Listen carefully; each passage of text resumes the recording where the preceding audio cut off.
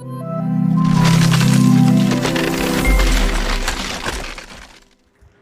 hey guys, you're most welcome to you on YouTube channel Nikhil Classes. This is your Nikhil sir back with another video lecture. और आज इस video lecture के अंदर हम आपका exercise 4D पूरा complete करने वाले हैं। इससे पहले वीडियो लेक्चर्स के अंदर हमने क्लास 9th का चैप्टर 1 जितने एक्सरसाइज थे पूरा कंप्लीट करा दिया, 3 एक्सरसाइज थे सब कंप्लीट करा दिया।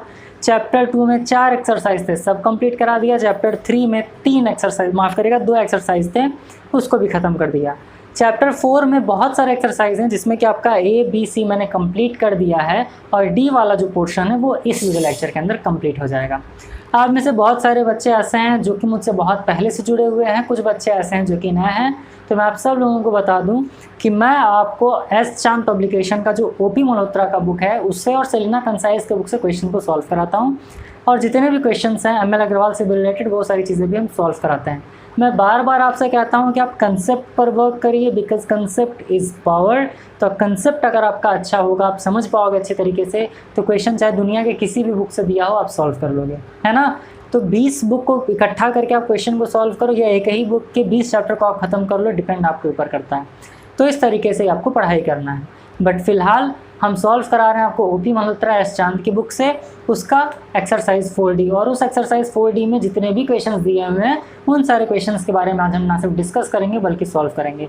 और आप सबको पता है कि निखिल क्लासेस एक ऐसा चैनल है जहां पर आपको एक एक क्वेश्चन का सॉल्यूशन कराया जाता है और इसी तरीके से आपको टोटल 20 चैप्टर्स हैं उन सब का भी सॉल्यूशन करा दिया जाएगा। बस आप लोग साथ में बने रहिएगा।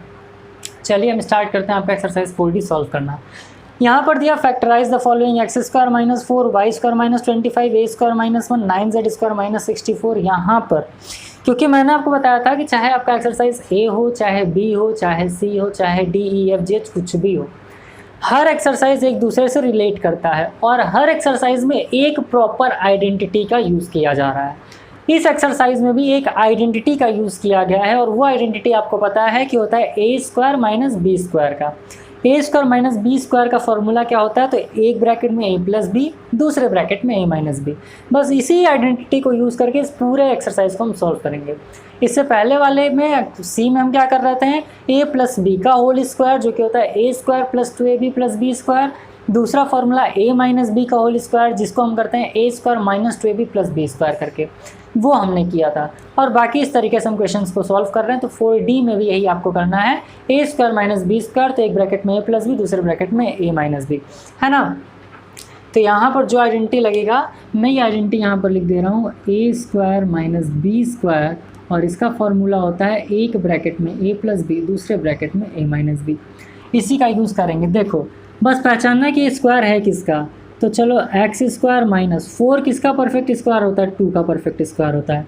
तो क्या हो जाएगा भाई? एक a² - b², तो एक ब्रैकेट में a + b, एक ब्रैकेट में a - b। That's it and it is your answer. यही आपका आंसर है। a² - b², तो 4 किसका स्क्वायर है? 2 का स्क्वायर है। तो x + 2 x - 2 करके आपने क्वेश्चन को सॉल्व कर लिया। सेकंड क्वेश्चन है बच्चा y² - 25। तो y तो चलो ऑलरेडी स्क्वायर है ही। 25 किसका परफेक्ट स्क्वायर है? तो आपको पता होना चाहिए कि 25 5 का परफेक्ट स्क्वायर होता है। तो आप यहाँ से क्या कर लोगे? y² - 5 का स्क्वायर। तो ये क्या हो जाएगा? एक ब्रैकेट में y + 5, दूसरे ब्रैकेट में y - 5 and it will be your perfect answer. इस तरीके से आपने सॉल्व कर लिया, एकदम ईजी। अब देखो यहाँ पर आपको कि सर 1 है, तो बाबू ये बताइए कि 1 का मल्टीप्लाई में 1 × 1 × 1 × 1 × 1 × 1 इनफाइनाइट टाइम्स कर दूँ तो 1 का मल्टीप्लाई मैं 1 से चाहे जितनी बार कर दूँ, 1000 लाख करोड़ इनफाइनाइट बार भी कर दूँ तो भी 1 ही आएगा। तो क्यों ना यहाँ पर इसको a² - 1² कर लिया जाए। तो क्या बन गया आपका answer? a + 1 a - 1 and that is your answer. Is it? चलो अब ये देखो यहाँ पर आ गया एक डिजिट भी आ गया। तो इससे पहले वाला एक्सरसाइज में मैंने आपको बताया था कि जब भी इस टाइप का क्वेश्चन आ जाए तो क्या करना है, देख लेना ये वाला किस डिजिट का परफेक्ट स्क्वायर है। तो आप कहोगे सर ये 3 का परफेक्ट स्क्वायर है। 9 किसका परफेक्ट स्क्वायर होता है? 3 का। 64 किसका परफेक्ट स्क्वायर होता है? तो 8 8 × 64 यानी 8 का। तो इसको आप इस तरीके से लिख सकते हो 3z का होल स्क्वायर - 8 का स्क्वायर। ये वाला आइडेंटिटी यूज़ कर दो a² - b²। तो क्या हो जाएगा इसका आंसर? 3z + 8 और 3z - 8। That's it. अब एक चीज़ आप ये भी जान जाओ बच्चा कि अगर आपके बुक में दिया हो इस तरीके से क्वेश्चन का सॉल्यूशन कि 3z - 8 को पहले कर दिया, 3z + 8 को बाद में कर दिया, तब भी कोई समस्या, कोई दिक्कत परेशानी नहीं है, क्योंकि आप चाहे जिस भी तरीके से करो आंसर आपका वही आएगा।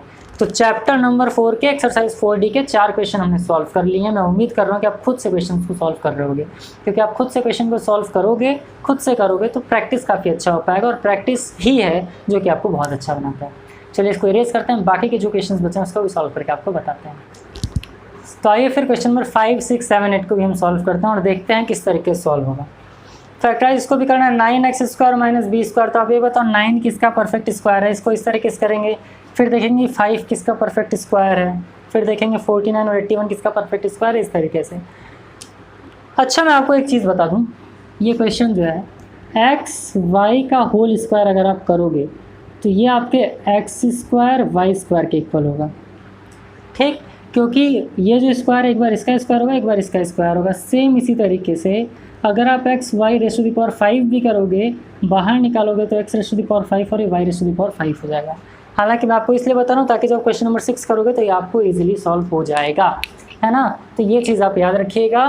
फिलहाल हम क्वेश्चन नंबर 5 को सॉल्व करते हैं। तो क्वेश्चन नंबर 5 क्या कह रहा है बच्चा आपसे, ये कह रहा है 9x² - b²। तो 9 को क्या आप 3x का होल स्क्वायर कर सकते हो, एक बार 3 का स्क्वायर करोगे तो 9, एक बार x का स्क्वायर करोगे तो x² माइनस इस तरीके से b का स्क्वायर। a² - b² का फॉर्मूला बना लो, 3x + b and 3x - b, that is your answer, ठीक। 3x का होल स्क्वायर माइनस b², तो 3x + b और 3x - b आपका आंसर हो गया। 25 की अगर हम बात करें, 25 किसका स्क्वायर है, 5 का स्क्वायर है, माइनस जो मैंने बताया वही यहाँ पर कर देना है, xy का होल स्क्वायर। तो ये क्या बन जाएगा सर, 5 + xy और 5 - xy, ये हो गया आपका आंसर। कैसे आया, AB का होल स्क्वायर यानी a² b², तो a² - b² कर दिया तो एक ब्रैकेट में a + b, एक ब्रैकेट में a - b, इस तरीके से आपने सॉल्व कर लिया। 81, अब देखो इसमें क्या क्या कॉमन है, यहाँ a है, x है, यहाँ b है, y है।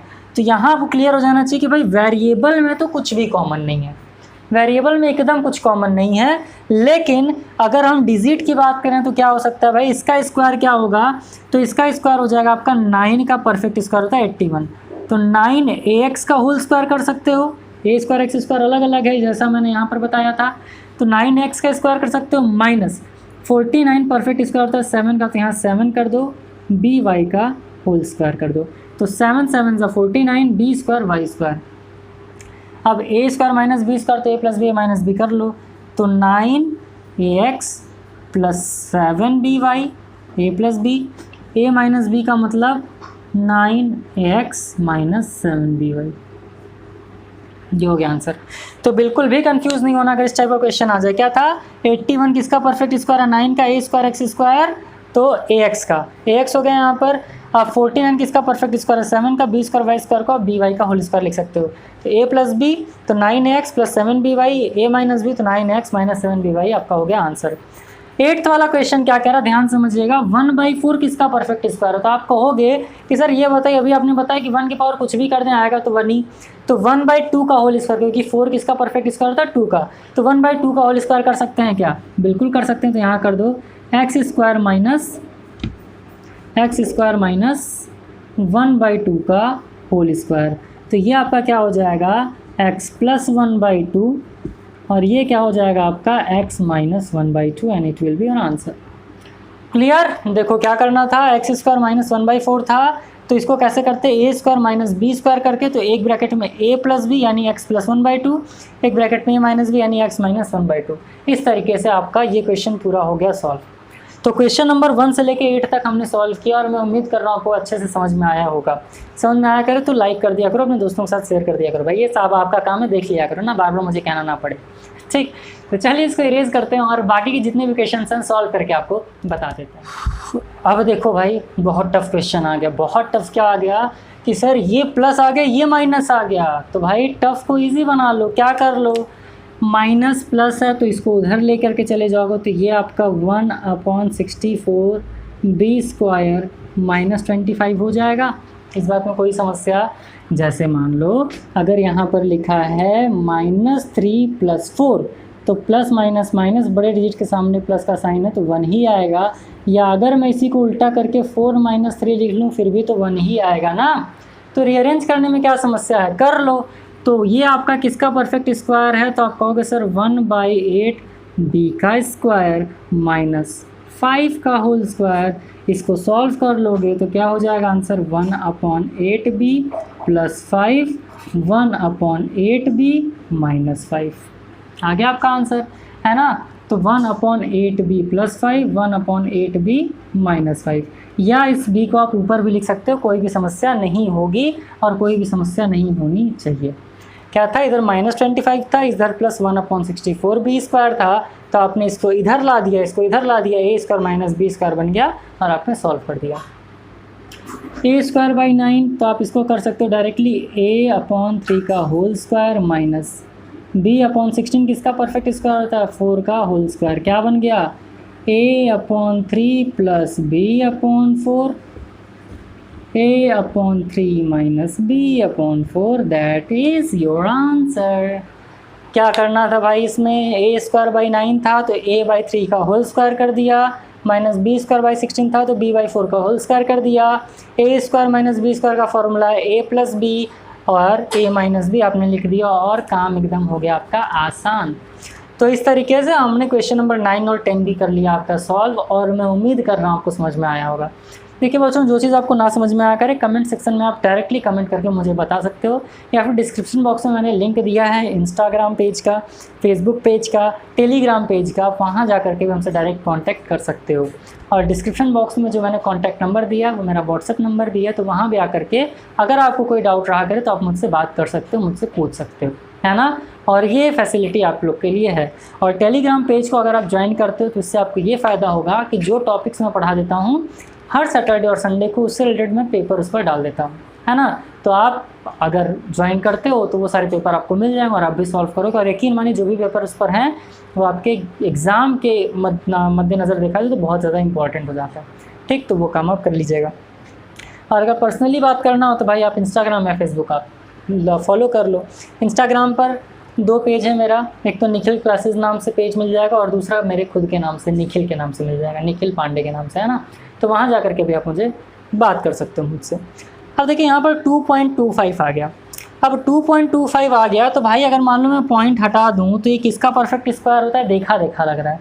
तो आप कहोगे सर 225 क्या 15 का परफेक्ट स्क्वायर होता है? तो जी हाँ, बिल्कुल 15 का परफेक्ट स्क्वायर होता है, बट यहाँ पर 2.25 दे दिया। तो ये बताओ पगलों, डेसिमल के बाद कितना डिजिट है? तो आप कहोगे 2 डिजिट है, यानी कि 1.5 लिखोगे।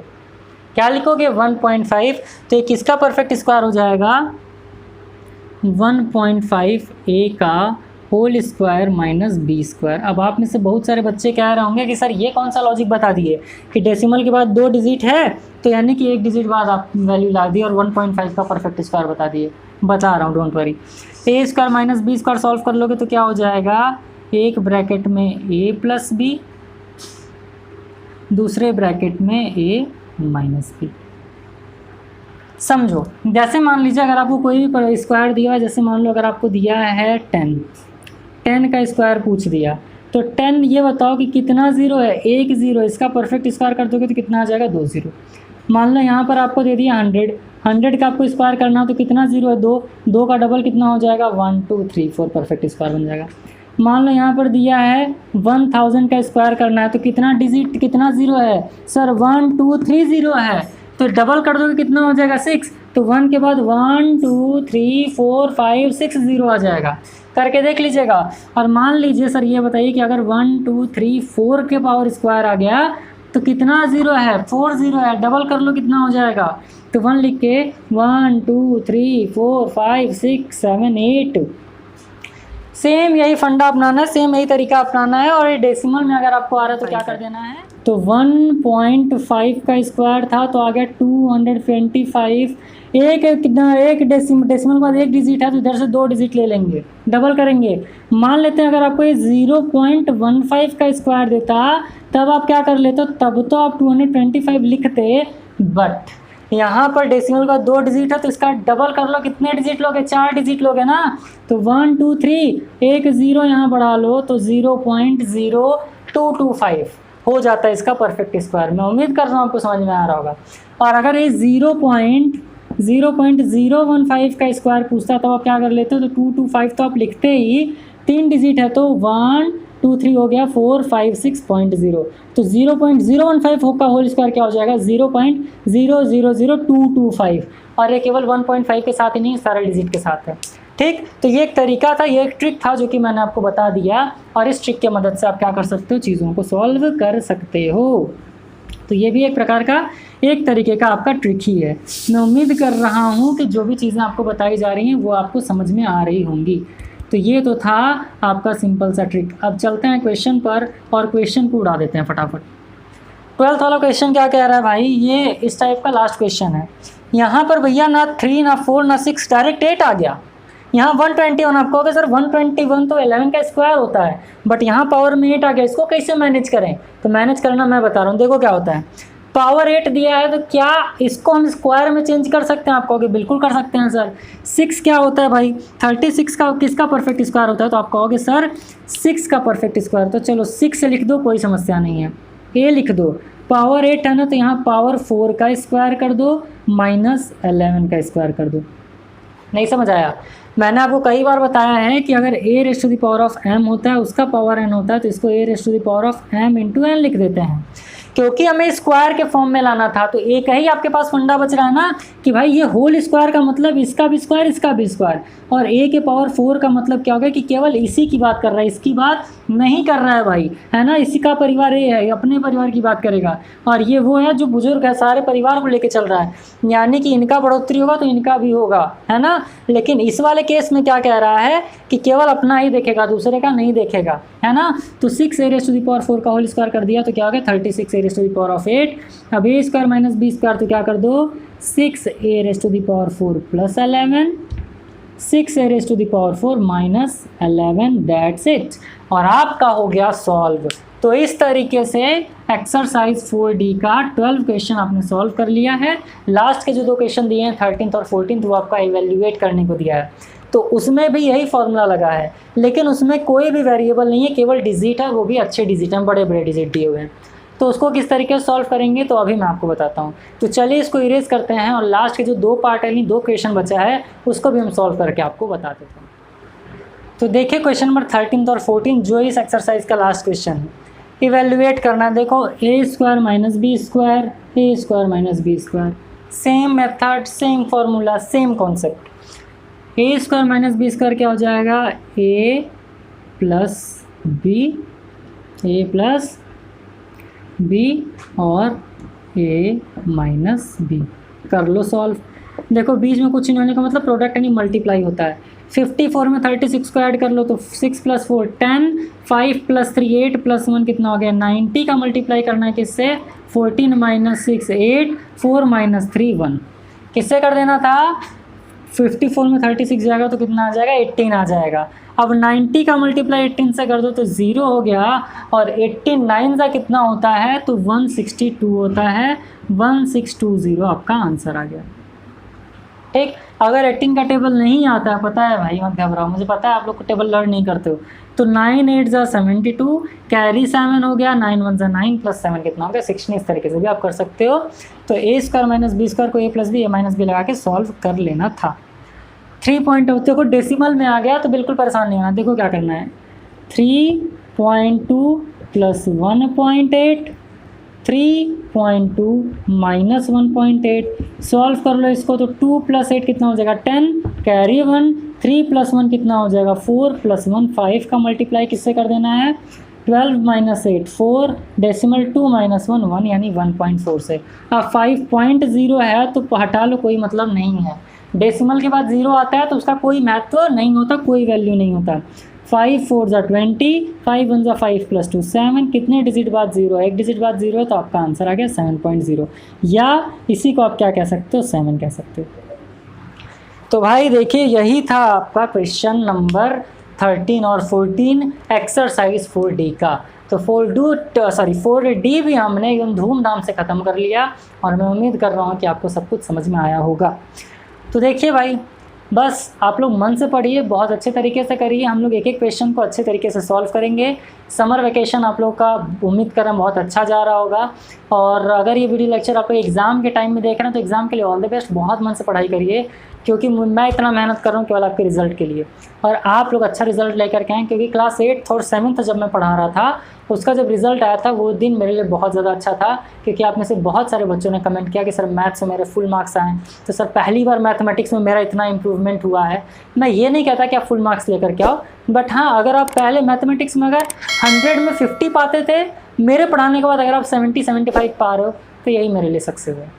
बहुत अच्छा लगेगा अगर आप लोग भी शेयर करेंगे इस तरीके से आपका रिजल्ट। चलिए, उम्मीद करें चीज़ें आपको समझ में आई होगी। इस वीडियो लेक्चर को यहीं पर एंड करते हैं। नेक्स्ट वीडियो लेक्चर आपका होगा एक्सरसाइज 4E पर, तो उसको भी ज़रूर देखिएगा। जल्द मुलाकात होगी आपसे अगले वीडियो लेक्चर के अंदर। तब तक के लिए खूब खुश रहिए, मस्त रहिए। All the best. Thank you.